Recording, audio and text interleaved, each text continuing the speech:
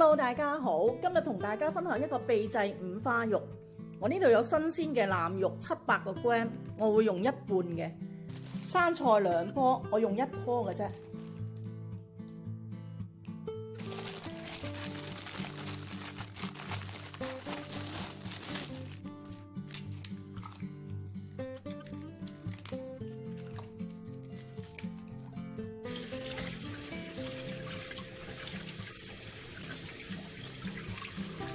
豬肉洗乾淨之後咧，切薄片。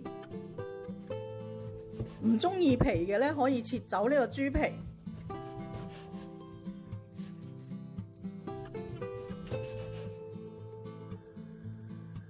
俾些少油，爆一爆呢個豬肉。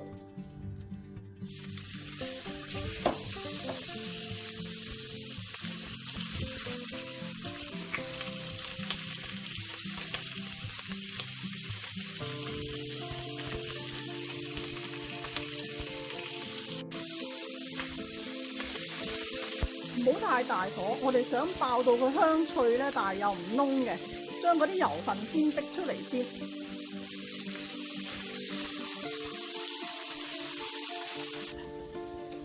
咁如果呢個五花肉出油太多咧，你可以拔起佢，將多餘嘅油分倒出嚟。呢啲腩肉咧都爆到香脆嘅。加啲蒜蓉落去爆一爆佢，呢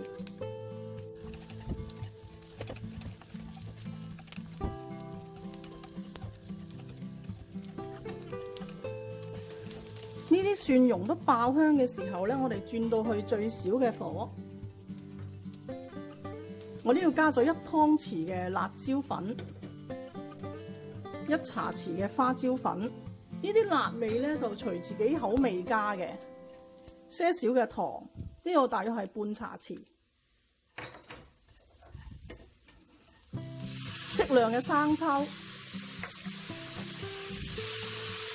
個係花椒油嚟嘅，些少花椒油，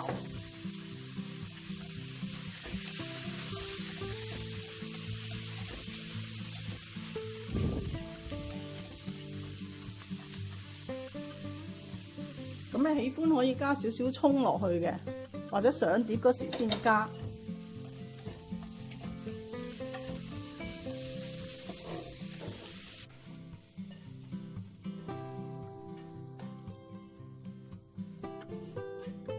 加啲炒過嘅芝麻。